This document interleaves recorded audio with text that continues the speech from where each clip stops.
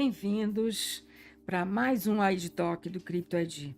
Hoje a gente tem uma conversa super técnica, de alto nível, e recebemos hoje um executivo da HID, a HID que é uma empresa que implementa as credenciais confiáveis de pessoas, lugares e coisas, viabilizando as transações seguras e a liberdade de movimentação em escala global.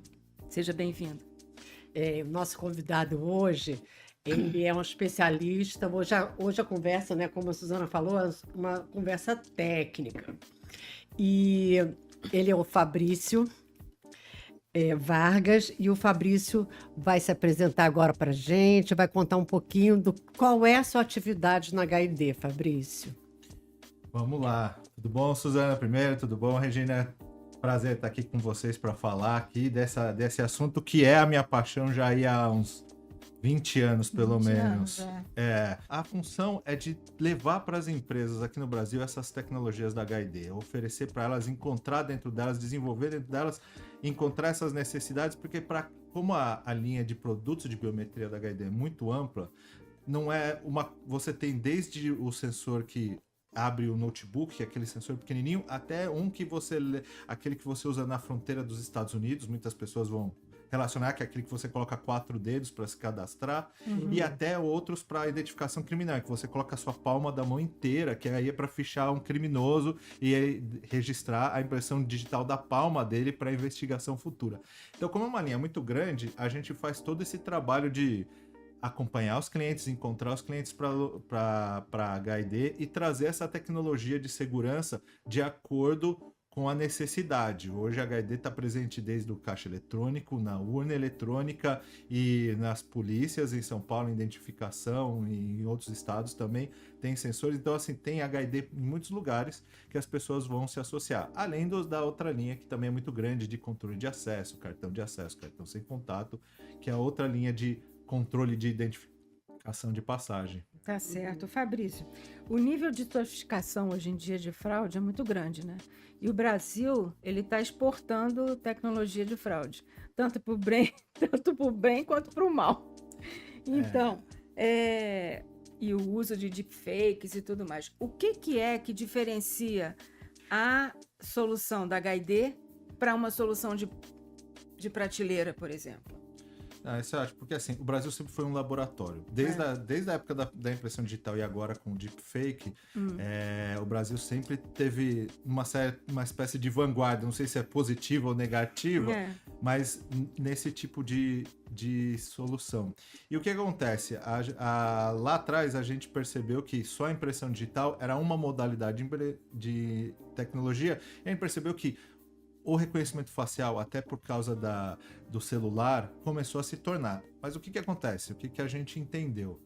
Que para você conseguir reconhecer uma face, para você conseguir identificar uma pessoa pela face, você consegue só pela imagem que a gente chama RGB, que é a foto, né? Aquela imagem colorida normal.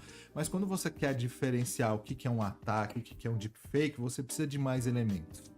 E aí a gente foi lá na nossa tecnologia ancestral, que é o Lumidime, e falou assim, o que faz o Lumidime ser diferente? A leitura multiespectral. Ou seja, você abre o leque de espectros de luz que você analisa, e a gente aplicou esse mesmo conceito a uma câmera. Né? Que na verdade não é uma câmera, é um módulo que a gente usa, que a gente chama de URU.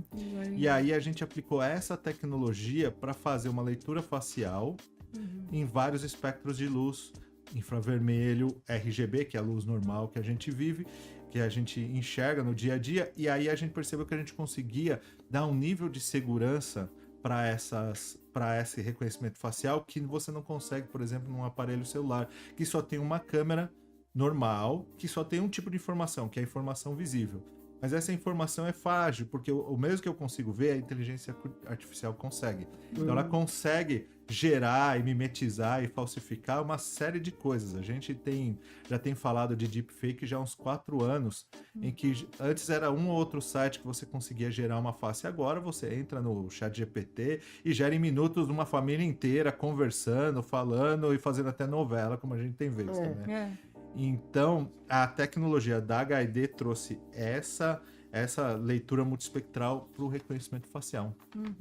E o que ela garante, essa tecnologia multiespectral, o que ela garante em relação à captura de origem? Quer dizer, tecnicamente, o que ela é imbatível? Então, vamos lá. A gente tem 3 níveis de imagem que a gente analisa.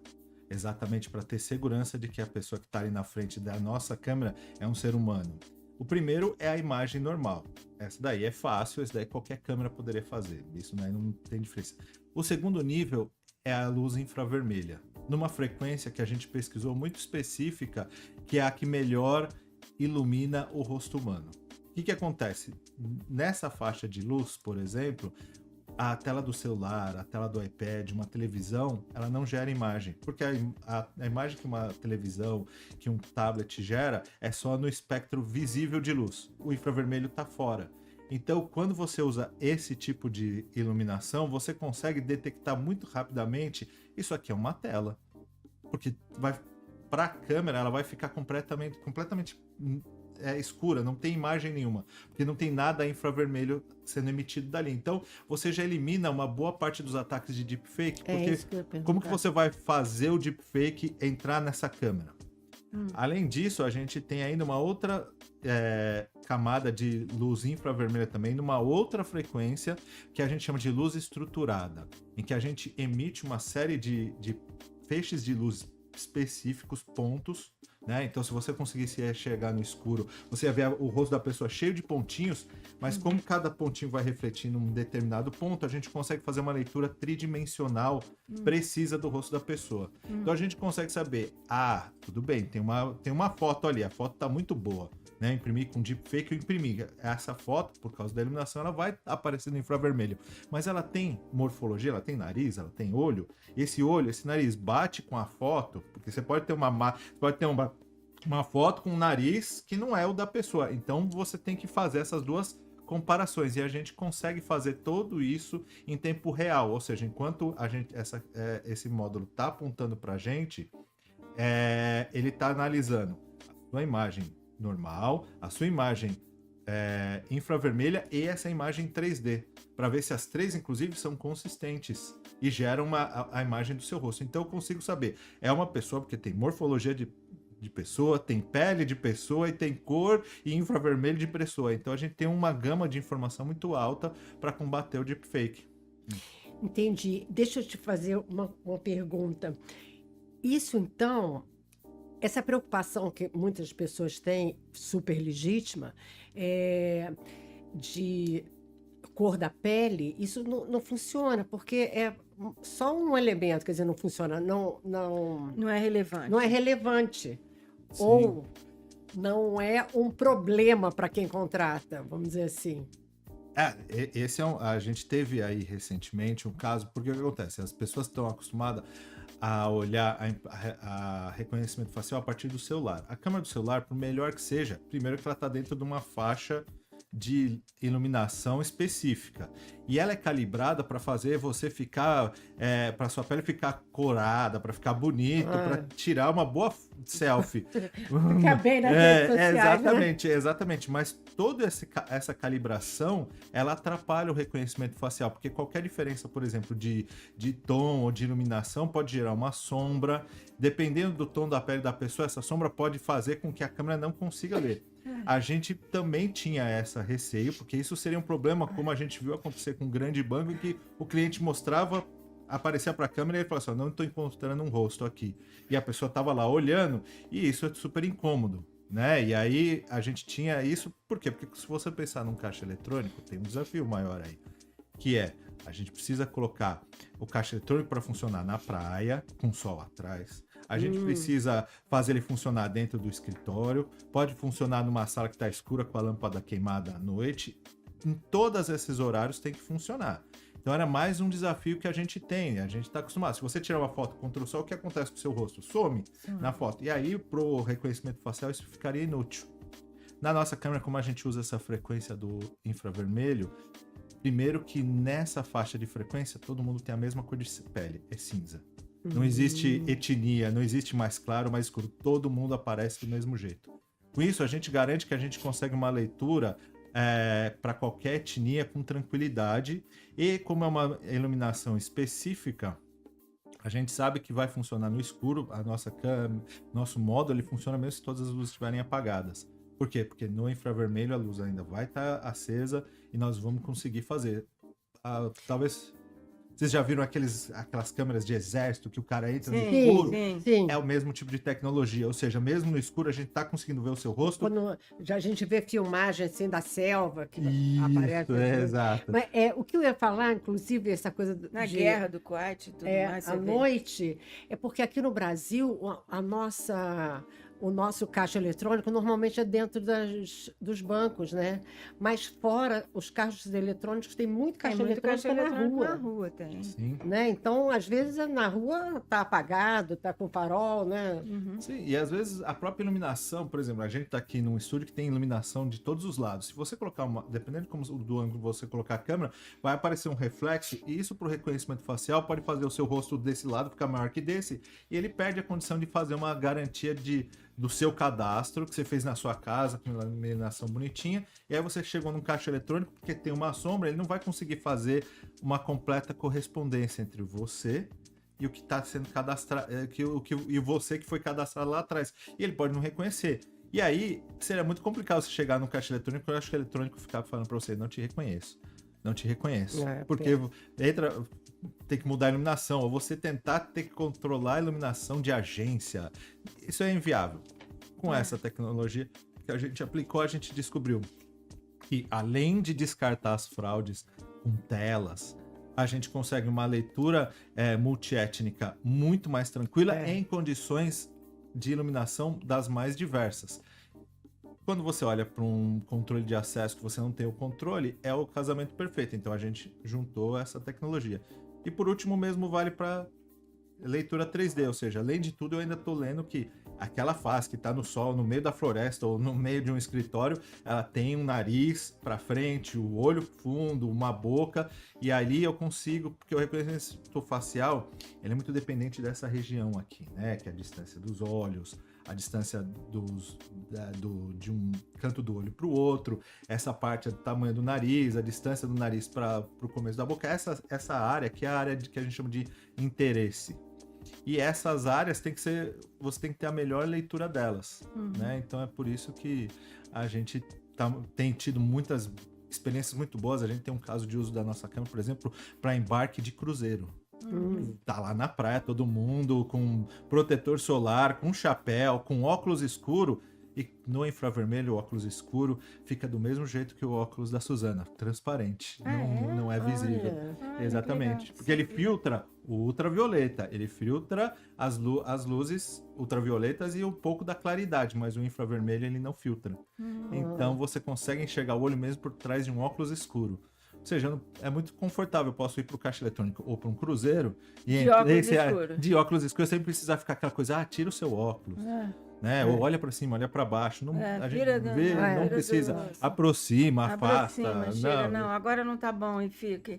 Aproxima mais. Nossa, muito chato. Que isso são truques que as empresas criaram para quê? Para compensar a falta de informação, digamos assim, que o celular tem. O celular foi feito para tirar uma foto. Aí transformaram o celular num item de segurança.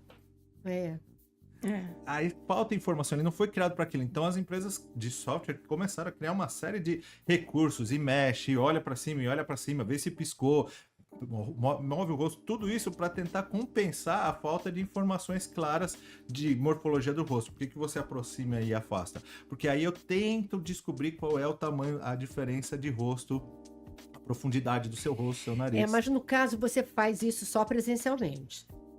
Só presencialmente, sim, porque a gente depende desse hardware, que é muito... Tem um celular no mercado que tem uma tecnologia que chega próxima, que é o iPhone. Né? O iPhone tem algumas... Ele tem, além da câmera normal, ele tem algumas outras câmeras, ele usa também a tecnologia 3D. Né? Então, por isso, o Face ID da Apple, né? Ele é um pouco mais sofisticado que os demais, mas todos os demais não tem nenhuma proteção desse tipo. É verdade. Bom, e você está falando muito em critérios, em processos muito bem controlados, né?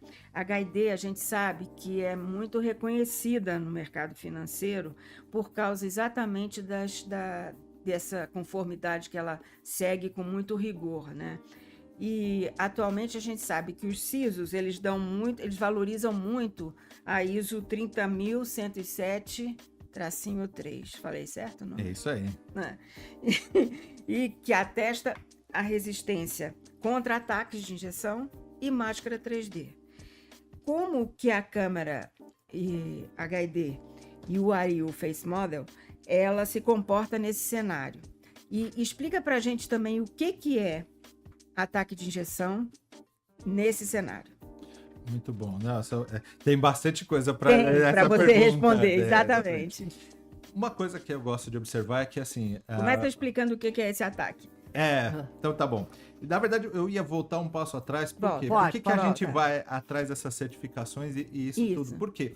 Porque as pessoas entendem superficialmente o que é o ataque. O que é o ataque de presença? É assim, é quando eu coloco uma foto para tentar me passar pela Suzana, eu tô fazendo um ataque é um ataque de presença.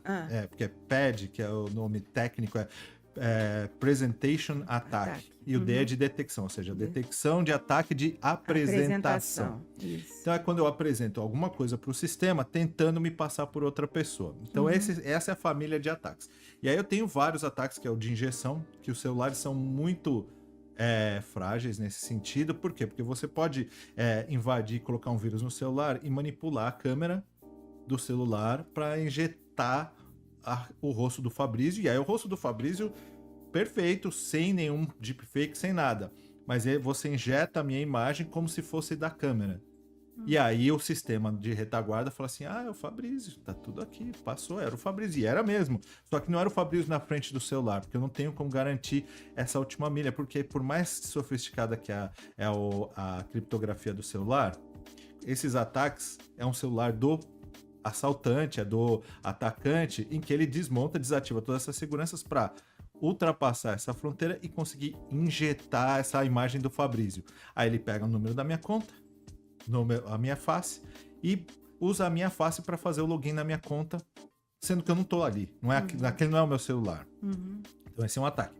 A câmera, o módulo da HID, ele é completamente criptografado de ponta a ponta. Então, ele não tem nenhuma brechinha? Ele não tem uma brecha, não foi deixado. Ele não tem um sistema para ser atacado, ele é todo hermeticamente fechado.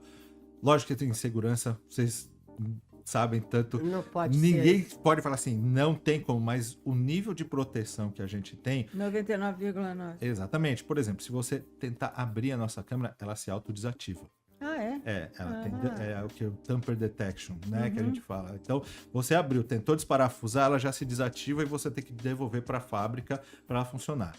Cada câmera tem uma chave única e aí a sua biometria, quando vai ser reconhecida, ela é criptografada especificamente para aquela câmera e só aquela câmera com aquela chave consegue abrir aquela face. Então eu tenho a segurança de que no trajeto... Essa chave que você está falando é de criptografia. É uma chave criptográfica. E a gente suporta vários algoritmos, que é também uma exclusividade do nosso mercado. A gente consegue suportar AES, Triple DES e outras métodos de criptografia do mercado, conforme a conveniência do cliente. A gente oferece a câmera e o cliente, inclusive, o cliente, no caso, o banco, né, ou uma empresa que esteja usando a nossa tecnologia, usa essa chave e consegue proteger a face do cliente desde a hora que ela sai no servidor até chegar na câmera. Ela vai totalmente criptografada, sem condições, e quando eu uso ela ali, depois eu descarto essa face e nunca mais ela é usada, e ela só foi aberta no circuito lá dentro que está protegido por essa camada, inclusive física. Eu tentei desmontar a câmera, esse circuito se desarma, ele apaga essa chave e essa câmera fica inutilizada. Tem que mandar de volta. Essa face fica inutilizada. A face e a câmera. Se eu tentar abrir a câmera, a própria câmera detecta, opa, tem alguém tentando mexer onde não devia. Então, desativa, você tem que devolver para a nossa fábrica para a gente injetar uma nova chave e reativá-la. É um conceito que tem quando a gente assina um documento eletrônico. Alguém tenta abrir, quebra tudo. Quebra o hash, quebra tudo. Exatamente. Então, com essa proteção. Então, essa é uma parte da que a gente protege de injeção. Da parte de Presentation Attack, de Deepfake e de outras tecnologias, a gente usa uma inteligência artificial treinada especificamente para isso. Então, a gente teve lá um laboratório que gerou mais de milhares de imagens, imprimiu milhares de fotos, fez vários vídeos, e mesmo que você... com toda essa tecnologia, ela ainda analisa em tempo real para ver se tem alguma chance de ataque, tanto no RGB, quanto no infravermelho, quanto no 3D. E aí essa inteligência roda, nossa câmera tem uma peculiaridade, que ela tem um chip de processamento neural dedicado só para fazer isso, de maneira rápida e eficiente, sem aumentar muito o custo. Então a gente consegue fazer toda essa análise em tempo real, ou seja, a pessoa está aqui falando, conversando, e ao mesmo tempo a câmera está analisando. Onde que isso acaba sendo muito útil? Você está lá no caixa eletrônico. A experiência no caixa eletrônico fica totalmente diferente, porque você passou o seu cartão. A câmera automaticamente fala assim, esse é o cartão do Fabrício, deixa eu ver a face que está aí na frente do caixa eletrônico. É o Fabrício. Continua sendo o Fabrício. E a todo tempo, enquanto você está lá consultando seu saldo, consultando Ele está medindo. ele está lá, o Fabrício continua aqui. E não mudou, continua o Fabrício. Aí você fala assim, recebi uma ligação, você saiu, deixou a sua sessão ali aberta. Automaticamente ele fala, opa, a face do Fabrício mudou, aí entra um fraudador, alguém que estava ali, ou, por exemplo, como tem muitos ataques de engenharia social. Peraí que eu vou te ajudar, eu vou te ajudar. A hora que aparece outra face, ele fala assim, opa, mudou o contexto aqui, mudou a face, ele avisa, pode parar essa transação. E do ponto de vista da usabilidade, da conveniência, a pessoa nem vai perceber, porque ela vai falar assim, eu quero o extrato. O caixa eletrônico está acompanhando e fala assim, o Fabrício continua assim, eu preciso perguntar a senha dele de novo? Não preciso. É isso que eu ia perguntar. Eu preciso... Essa tecnologia toda não atrapalha o usuário, pelo contrário, né? Não, ela inclusive acelera o tempo de atendimento de uma pessoa na frente de um caixa eletrônico. Por quê? Eu passei o cartão uma vez, eu já posso guardar meu cartão. Isso se eu precisar do cartão, porque eu posso colocar meu CPF, ou o dedo, ou a minha agência e conta, ele já vai saber, é o Fabrício. Eu tô usando, eu falo assim, saca, eu preciso pedir a senha de novo, porque hoje mesmo, na hora que você vai usar um caixa eletrônico para sacar dinheiro, ou fazer qualquer transação, pagar um boleto, mesmo até pagar um Pix ali, você tem que fazer o quê? Você tem que... agora você vai pagar? Sua senha de novo. É isso mesmo. Põe o dedo de novo. Qual reconhecimento facial no caixa eletrônico? Isso acaba... Não, eu que sou distraída, eu já fico assim... Mas será que eu já não fiz isso? Não fiz? Isso me atrapalha um pouco, sabia? E é nesse momento que os atacantes usam para as pessoas que têm... que ficam confusas nisso, para falar assim, olha, agora que... você pediu a senha errada. A gente já teve casos em que os nossos dispositivos de impressão digital foram destruídos. Por quê? Porque eles queriam forçar todas as pessoas aí no caixa eletrônico que estava sem o equipamento, para forçar a pessoa a usar a senha e poder fazer isso. A câmera já também tem isso, porque ela consegue inclusive vigiar o que está acontecendo ali no ambiente e reportar, olha, tem um comportamento suspeito aqui na frente do caixa eletrônico. Ela funciona também como uma câmera de prevenção, de vigilância. Segurança, né? Segurança. Então, o que acontece? Nesse ponto, a gente consegue, e o tempo todo você tá ali, assim como a gente tá conversando, eu tô vendo que você tá aqui, você fala assim, Fabrício, você não precisa falar assim, se identifica de novo. Pode sacar o dinheiro, pode tirar o extrato, você faz tudo, você vai falar assim, mas nem pediu para perguntar nada? Não precisa. Ou seja, a conveniência, você faz tudo que você tem que fazer, muito parecido com o que acontece com o seu celular. No seu celular, às vezes, você tem que parar e colocar a senha de novo.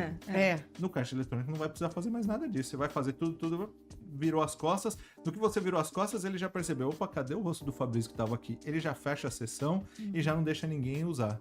Porque, inclusive, tem esse problema em alguns caixas eletrônicos que você tá lá fazendo, você parou, você tirar o extrato e não fizer mais nada, vai ficar o seu extrato ali ainda aberto uns 10 minutos até o caixa eletrônico perceber, opa, a pessoa parou de usar e fechar a sessão.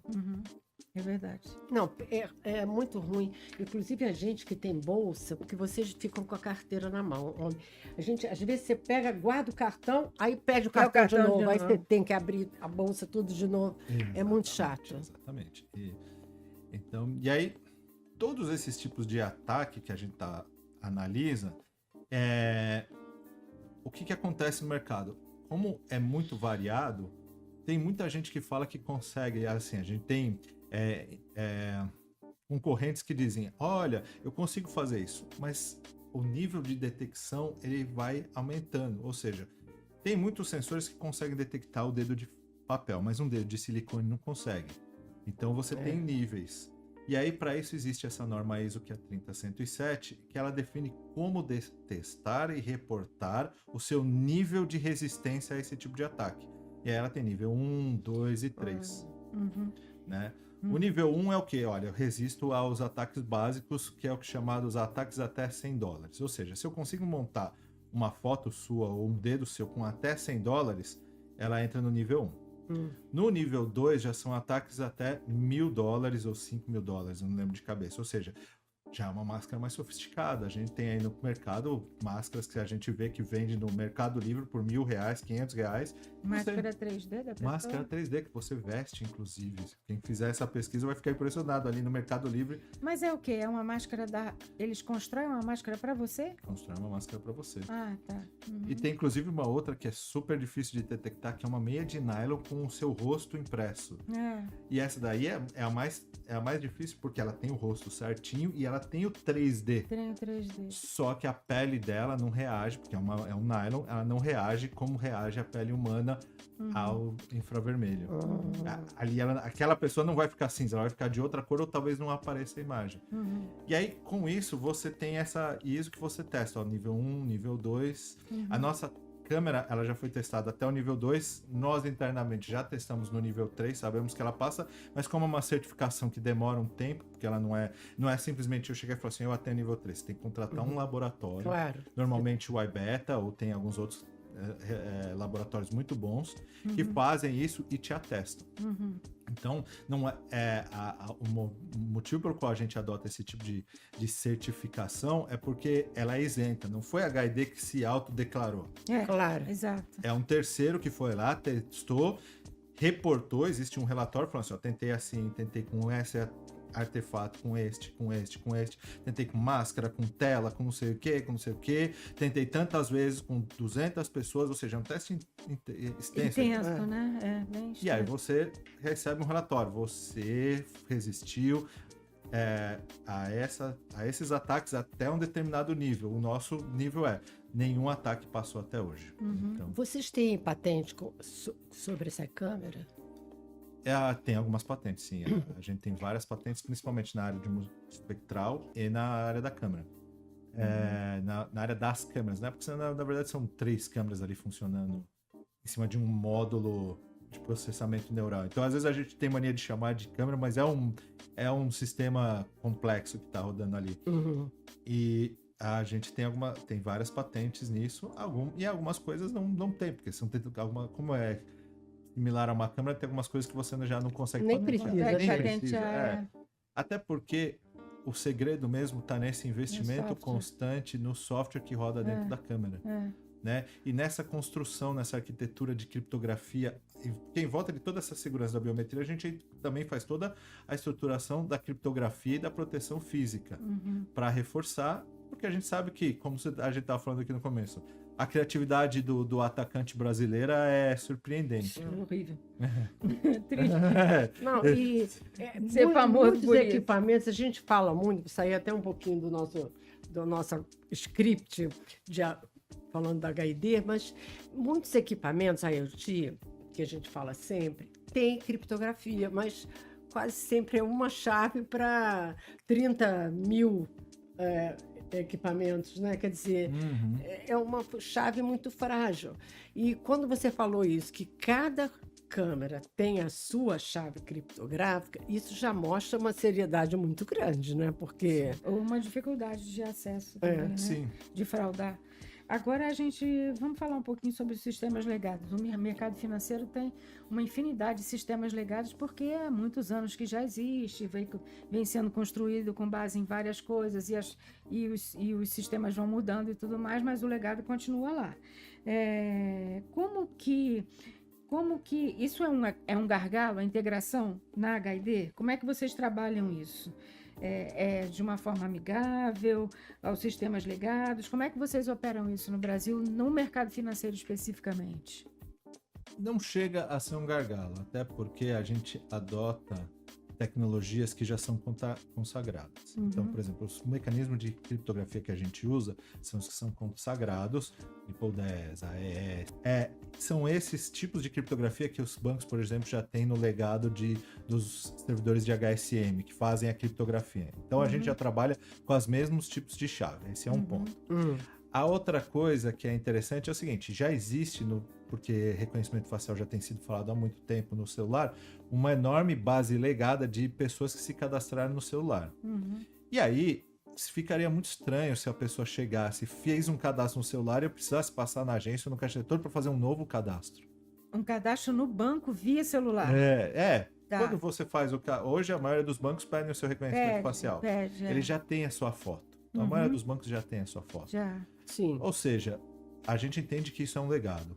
E aí esse legado tem que funcionar com a nossa câmera. Não dá para eu pedir para o cliente fazer um fazer novo tudo de novo. Tudo de novo, não é impensável. Então a gente usa algoritmos e aí para isso a gente tem também um outro tipo de certificação que garante duas coisas que é interessante. Uma das coisas é o seguinte, como o reconhecimento facial é uma coisa que se popularizou muito, porque biometria estatística é por aproximação, não é exato. Fabrício dessa foto igual Fabrício dessa foto, é por score de similaridade, ou seja, essa foto aqui dessas duas pessoas tem 97, 98, 33% de semelhança. E aí essa análise, como é estatística, é muito difícil de você pegar e diferenciar o que é bom e o que é ruim, o que é preciso e do que é impreciso, num grupo de 100 pessoas. Estatisticamente, você não consegue um teste de 100 pessoas. E fazer um teste de 100 pessoas, eu já fiz um quando eu estava fazendo mestrado, é extremamente trabalhoso você achar gente que quer, te ajudar nesse trabalho. E você não tem como. O que acontece? O governo americano, ciente disso, pegou o órgão de medições dele, que seria o equivalente meio que ao nosso Inmetro, que é o NIST, falou assim, NIST, eu quero saber qual reconhecimento facial é bom e qual que é o marvado, né? E aí, fizeram. Hoje existem nesse teste 400 empresas no mundo inteiro. Então, você imagina que são 400 empresas falando que fazem reconhecimento facial do jeito mais preciso. Só que o 400 empresas? 400 empresas. Só nos Estados Unidos ou no mundo? Não, no mundo inteiro. No mundo. É. Mesmo assim é muita coisa. Mesmo assim é muita coisa. Que outro mercado você conhece que tem 400 soluções que estão precisas. Exatamente. Nem bolacha Crencacker tem tantas opções no mercado. Né? Então, o que acontece? O NIST faz esse teste e publica o relatório. O que você tem que fazer para estar nesse relatório? Você pega, submete o seu algoritmo num servidor deles, seguro, e eles usam várias bases para testar. Essas bases, como é que funciona? Eles têm uma base de 1 milhão de pessoas só de foto o mugshot, que eles chamam, que é aquela foto quando você vai preso e aí faz aquela primeira identificação. Eles têm 1 milhão de fotos. Eles usam 1 milhão dessas fotos para testar o seu algoritmo e ver como é que ele se comporta. Aí eles têm uma outra base com 1,5 milhão de pessoas que tiraram visto. E eles testam. E aí mais 1 milhão de pessoas que fizeram aquela foto quando você chega na fronteira dos Estados Unidos, eles tiram uma foto. Eles usaram mais 1 milhão de pessoas para tirar essa foto. O que acontece? Com isso, eles conseguem falar assim, ó, esse aqui é 0,01% mais preciso. E tem um ranking.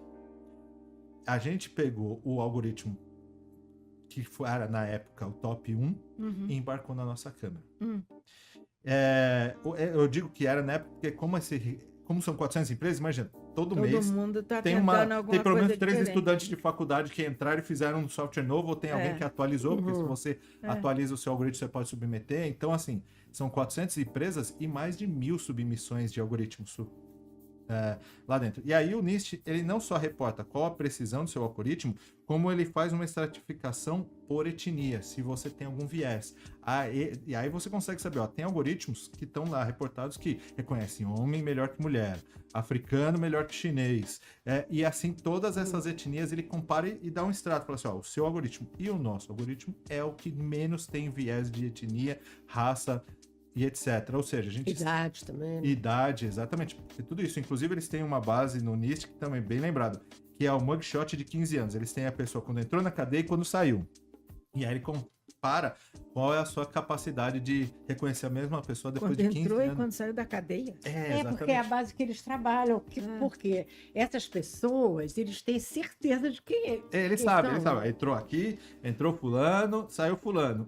Será que o sistema consegue reconhecer a mesma pessoa? Porque ela envelheceu 15 anos na prisão, ou seja, condições brutas. Então, aí você consegue saber. E, de novo, nosso algoritmo. Então, são várias bases. Para você estar no topo de todas essas bases, é muito complicado. A HID está sempre investindo em pesquisa nessas áreas. Então, a gente está sempre investindo em melhorar mais um pouquinho. Às vezes, você melhora 0,01%. Mas 0,01%, se você pensar num dia que 100 mil pessoas foram num ATM, são 100 pessoas a mais que não tiveram problema de usar. Então, faz muita diferença. E é por isso que esse teste é importante, porque quando você coloca na massa, quando você tem uma grande massa de pessoas usando, é que você percebe a diferença desse 0,01 que parece insignificante. Não, isso também faz a Tem pessoas diferença a reclamar, né, também, do tamanho da HID, né? Porque a HID, ela trabalha no mundo inteiro e com uma massa de pessoas enorme. Então, é um aprendizado diário, né? Sim, são 70 escritórios espalhados no mundo inteiro. Aqui no Brasil, na América Latina, nos Estados Unidos, na Ásia, China, Hong Kong, África, Europa, Oriente Médio. E é uma empresa líder desse segmento em todas essas regiões. Então, a gente tem que tomar muito cuidado, porque é o nome de uma empresa global. Lógico. E inclusive, um fraudador no Brasil pode comprometer a reputação da empresa no mundo inteiro. Então, a gente tem um cuidado muito grande com a nossa reputação. Agora, Fabrício, me explica uma coisa. A pessoa se cadastra pelo celular e ela é reconhecida presencialmente? Como é que acontece isso? Exatamente, essa que é o último mágica. ponto de conveniência para o usuário. Você abriu a conta agora, se você lembrar, sei lá, 10 anos atrás, você abria a conta só depois de 3 dias você recebia o cartão para você poder ir no caixa eletrônico. Não, aqui você vai fazer o seguinte, você vai estar em casa num domingo, ou seja, você vai abrir a conta. Alguém manda um Pix para você, você já recebe, você quer sacar esse dinheiro, você já vai, a foto que você cadastrou já é totalmente compatível com a nossa câmera. Então, você vai chegar no caixa eletrônico, se identificar, falar assim, ó, eu sou o CPF tal, você não tem nem agência e conta ainda, mas você já tem o seu CPF cadastrado no sistema, ele vai baixar e falar assim, tá aqui, achei a sua conta. Pode usar, você vai usar sem precisar nem ter cadastrado uma senha. Porque o banco vai ter a segurança de que aquela foto quando você tirou a foto do seu documento, a foto que você cadastrou no celular e a pessoa que está ali naquela câmera, com certeza são a mesma. Com um nível de precisão altíssimo. Então, você vai abrir a conta, passar no...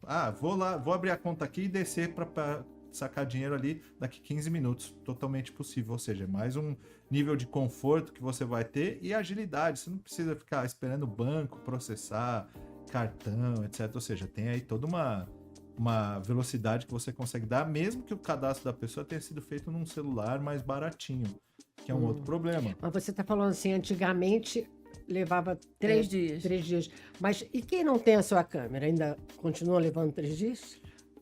Não, mas a pessoa Mas aí não dá segurança. Não tem a mesma segurança e a pessoa às vezes até abre a conta, mas você não consegue às vezes usar o caixa eletrônico. Você tem que ir com o celular, torcer para ter sinal na frente ali do caixa eletrônico e aí fica aquele negócio, olha, tira a foto no celular, agora digita o código aqui, aí fica...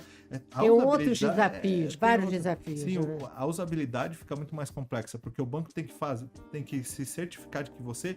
E mesmo assim, ele não tem a certeza de que a pessoa que está ali segurando aquele celular e fazendo a transação é necessariamente a pessoa que está ali na frente do caixa eletrônico. Ou seja, lembrando, detecção de ataque de presença. O que a gente garante é a presença da pessoa. Quando eu preciso garantir, a nossa câmera é a melhor solução que a gente entende hoje no mercado. Entendi. Então, pelo que você está explicando, é quase que uma... não sei se eu entendi direito. É quase que uma implementação plug and play. Você coloca aqui, já vai ali e já usa. Exatamente. É isso? Sim, porque primeiro a nossa câmera é super fácil de integrar. Ela usa alimentação USB normal, como se fosse um celular. Ou seja, qualquer equipamento que tenha uma placa USB, você pode ligar.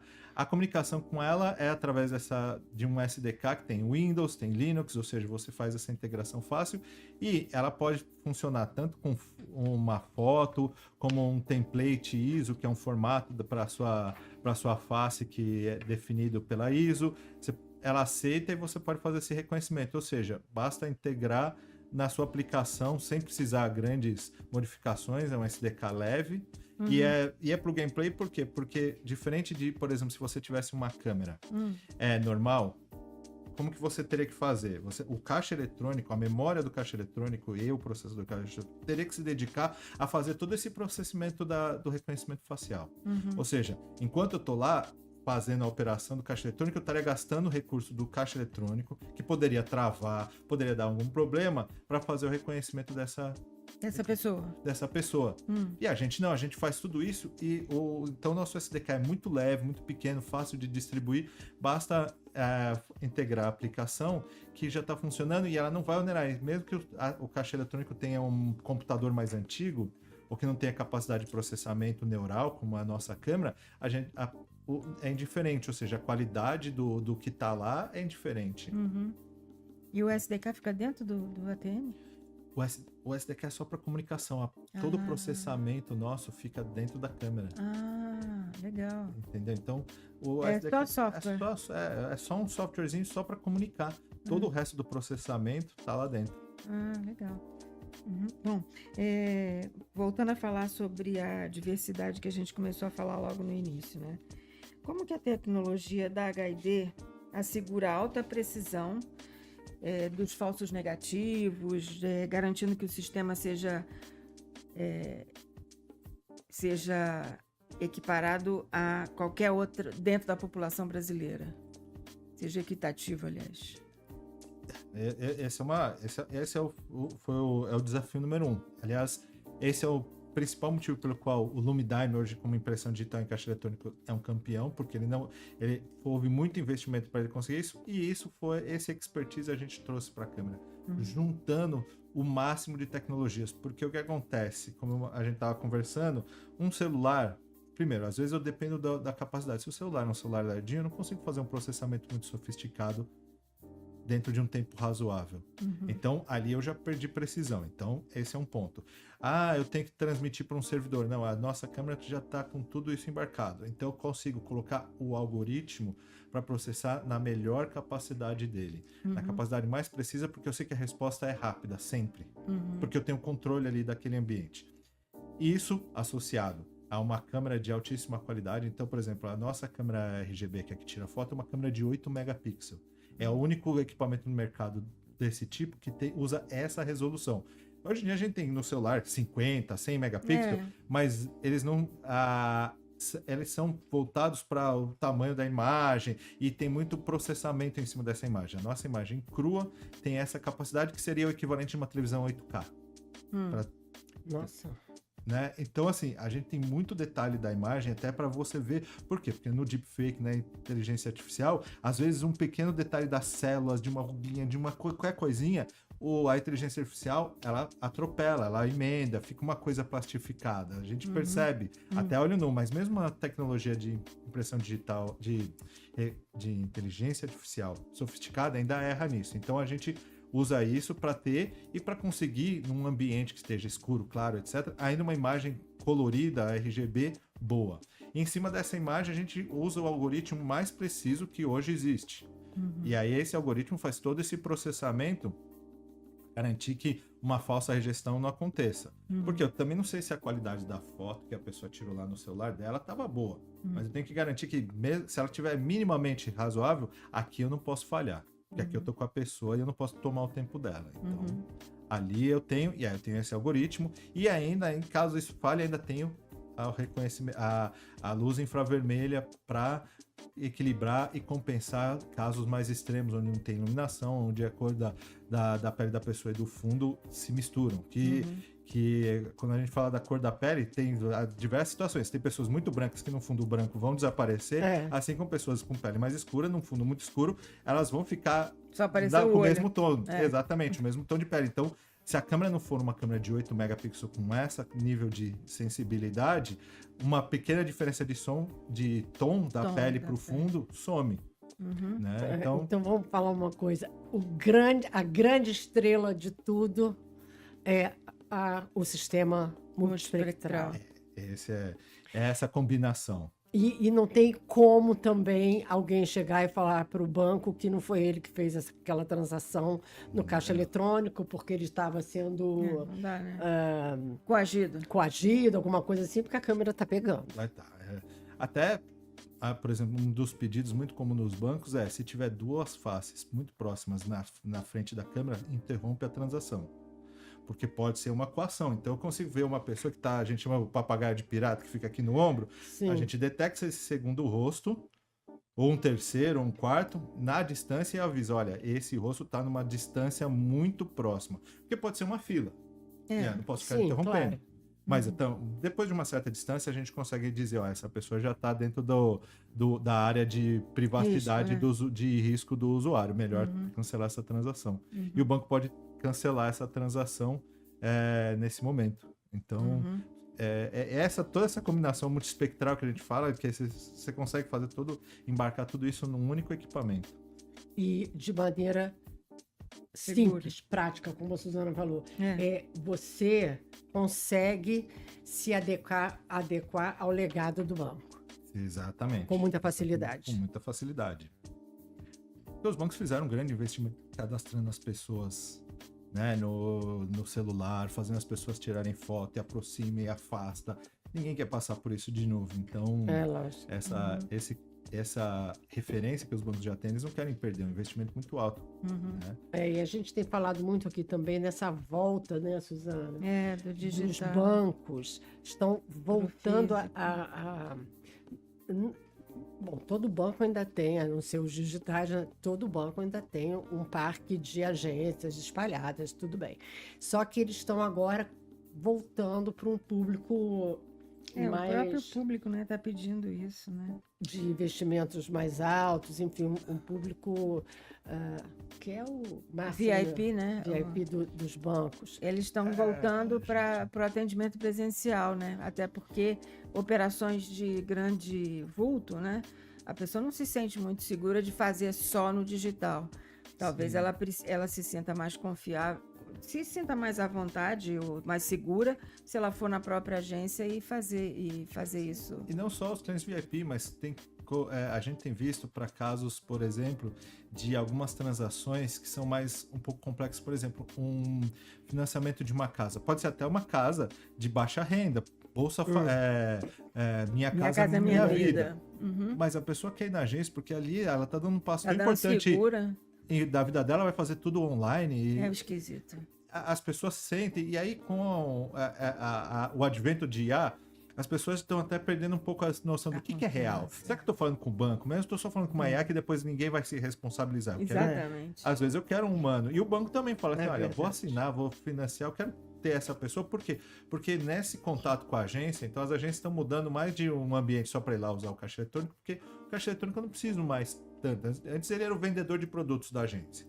Agora não, os bancos estão trazendo as pessoas para vender os outros produtos. Você está com uma Minha Casa Minha Vida aqui, mas você vai precisar reformar. Você vai precisar de outra linha de crédito para reforma. Será que você não precisa de um carro? Você acabou de pagar o seu apartamento, você não quer um carro melhor? E aí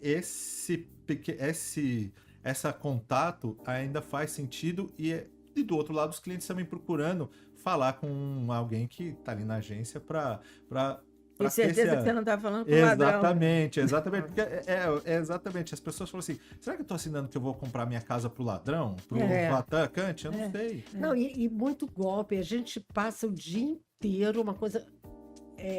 insuportável. A gente passa o dia inteiro atendendo ligação de falsa central telefônica. Eu vou te falar, eu não atendo não. Eu não recebo uma ligação verdadeira. É só ligação falsa. Não, eu não acredito. É verdade. O tempo todo é só ligação falsa. Você pode olhar na minha coisa lá, é tudo bloqueado. Eu tenho mais de 1000 telefones bloqueados. Eu já nem bloqueei, Eu não bloqueio mais, porque me dá mais trabalho. Mas, enfim, essa é a conta, né, que a gente está levando. Pagando pela facilidade. E tendo justamente a necessidade de retornar para as agências, porque eu não faria, de jeito nenhum, como você falou, eu não faria uma transação imobiliária por Só pelo No telefone? telefone, de jeito nenhum, telefone, nem Nem WhatsApp, computador, né? nada disso. É. Então, a câmera agora tem uma necessidade maior, né? Sim, a gente tem visto alguns módulos, alguns desenvolvimentos ainda iniciais de algumas empresas parceiras usando a nossa câmera não num caixa eletrônico, mas em terminais de autoatendimento mais simples, mas que eu ainda preciso de segurança. Né? Então é um terminal onde pode ser que esteja na mesa do gerente, a câmera vai estar voltada para você. Enquanto você está conversando com o gerente, ele está te falando assim, não, tá aqui, ó, essa é a melhor taxa de juro. Na hora que você fala assim, aceito, o fato de você assinar é quase desconsiderável, porque o que valeu tá tudo registrado e a sua face tá lá, autenticou tudo, você nem precisou passar por um processo muito burocrático, porque eu já sei que é você. A parte mais básica, que é abrir a conta, todo mundo faz isso hoje online, mas esses pequenos passos maiores, um investimento maior, uma compra de uma casa, as pessoas ainda querem um suporte mais personalizado. Né? Ainda não é tudo que a IA resolve. Ela ajuda, mas ela também tem... Bom, nós estamos chegando aqui ao final e a gente quer falar de um assunto bem interessante que vai acontecer nos próximos meses, né? Vocês vão estar na Febrabantec 2016. Sim. 2016, ô louca! 2026, não tem 10 anos para trás agora. 2026, e o mercado a gente sabe que vai buscar respostas mais definitivas contra a fraude e tudo mais, né? O que que vocês vão trazer e qual é o diferencial técnico que você vai trazer em relação à sua reportar nesse evento? A gente tem trabalhado, a Febrabantec é sempre um evento especial para a gente, é o melhor evento para a gente estar. E a gente vai continuar apresentando esse módulo facial com alguns outros acompanhamentos de software, porque dependendo da estrutura do banco, alguns bancos grandes já tem isso, mas você tem que fazer toda a identificação da vida da pessoa, a gestão da identidade, né? Que assim, a pessoa se cadastrou no celular, ela tem que se conectar aqui, como é que eu faço esse balanço?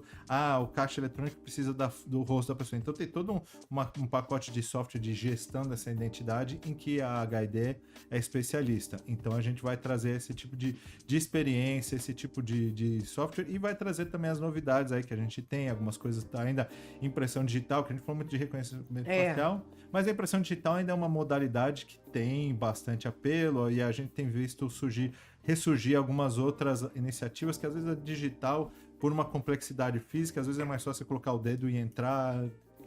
Então tem tudo isso, a gente vai continuar trazendo e espera fazer bastante agita no mercado aí nessa parte de segurança, né? A gente tá... O CryptoID está sempre no Febrabantec e um dos stands que a gente visita regularmente é o da HID, né? E a gente, inclusive, bate ponto lá. E tem muito movimento sempre, então esse ano não vai ser diferente, né? Com certeza não. Com certeza não. Fiquem, o cafezinho de vocês está lá garantido, por favor, passem lá, vou estar esperando vocês. Com certeza a gente vai. Pelo 80º ano, nem sei, consecutivo, eu vou estar lá e espero ver vocês e poder ter esse bate-papo legal de novo. Legal. Você quer deixar alguma mensagem final para os nossos ouvintes? São pessoas que estudam, né, justamente a adoção de soluções de identificação digital de modo geral. Então, o que você poderia falar para os nossos ouvintes? O recado que eu queria dar é que se alguma coisa desse assunto que a gente discutiu hoje aqui fizer sentido para quem está ouvindo a gente, venha procurar a gente, seja pelos canais da HID Online ou seja numa Febrabantec. A gente adora ouvir esses projetos, essas dificuldades, porque é em cima dessas dificuldades que a gente cresceu com os nossos produtos. E a gente sempre recebe desafios muito divertidos, muito interessantes do ponto de vista técnico para resolver, e esse é um expertise da HID, e eu e toda a equipe da HID aqui do Brasil tem prazer em receber as pessoas para resolver esse tipo de desafio e conhecer e trocar ideias, porque nós temos uma gama de produtos muito ampla para resolver problemas, então a gente queria convidar todo mundo para vir para o stand da HID, vir conversar com a HID, que a gente pode ter uma solução muito interessante para o problema. Até nós já conversamos Se não aqui tivesse, as criam. há pouco tempo. Exatamente. Nós conversamos há pouco tempo com o André, né? Então, uma coisa que também é muito importante a gente deixar registrado é que a HID tem muita atenção às regulações de cada país. Então, com certeza, as soluções apresentadas por vocês têm respaldo, atendem perfeitamente a LGPD, as resoluções do Banco Central, se for o caso de mercado financeiro, resoluções de quem mesmo? Da saúde? Da Anvisa, Não, da saúde. Da saúde o quê? Não sei, saúde NR1, essas tem coisas que muita você tá coisa, falando. né? Tem muita. Tem. Por exemplo, a regulações. gente fez todo um estudo, até com o nosso módulo facial, para a altura das pessoas. Porque tem norma para isso e você tem que atender. Então a gente sabe. Altura? Nossa, é a porque é o primeira vez seguinte, que eu vejo isso. se a pessoa chega no caixa eletrônico e ela é, por exemplo, um cadeirante, ela tem que ser atendida do mesmo jeito e a câmera tem que reconhecer. E esse é o motivo também pelo módulo de 8 MB, porque ele tem uma amplitude, um ângulo de... Ele vai para baixo, sim. Para baixo, sem distorcer o rosto da pessoa. Porque dependendo da câmera, ela tem aquele efeito olho de peixe nos cantos. E aí o rosto da pessoa estica, atrapalha o reconhecimento facial completamente. Então a gente fez todo um estudo e a gente sabe que desde 1,30 m de altura até 2,10 m, a 40, 50 centímetros do equipamento, a gente consegue capturar com a mesma precisão. Nossa, que interessante. Isso a gente não sabia. Eu não sabia, pelo menos. Nossa, olha que a gente fala muito disso, né? Isso eu não sabia. Interessante, porque algumas agências têm justamente Um banquinho? Não tem banquinho, mas tem Tem uma ATM mais baixinha. um ATM mais baixo. Eu nunca vi. Eu já percebi, mas não são todos. Não são todos as agências que têm isso.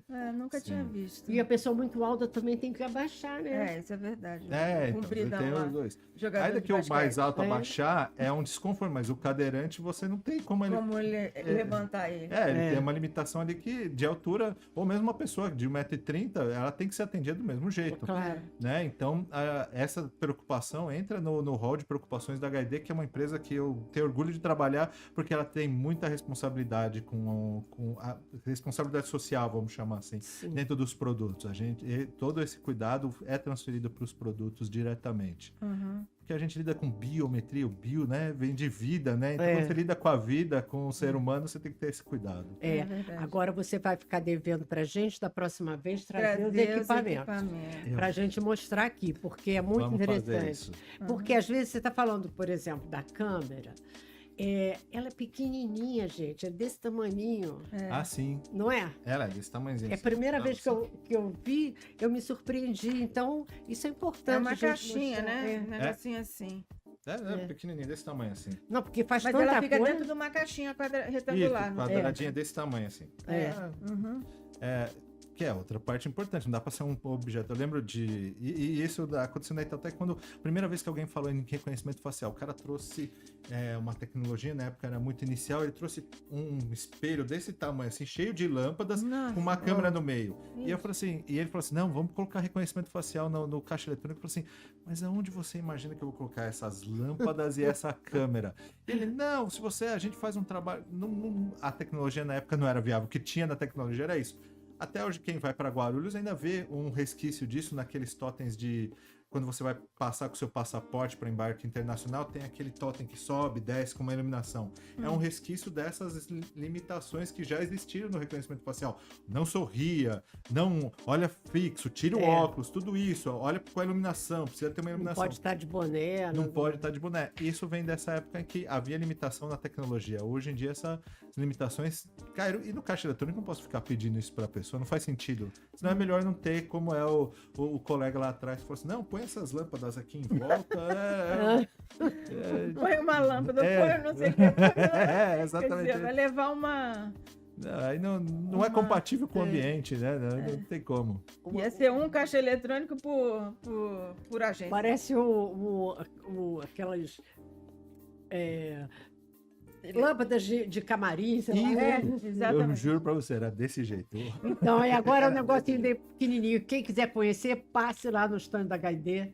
Os stands da HID normalmente são enormes, então não tem como passar, não tem como ir no Febrabantec e não passar por esse stand, né? Ou pelo menos saber onde fica, né? Tá certo, é ótimo. Muito obrigada pela sua participação. Obrigado, Suzana. Obrigado, Regina.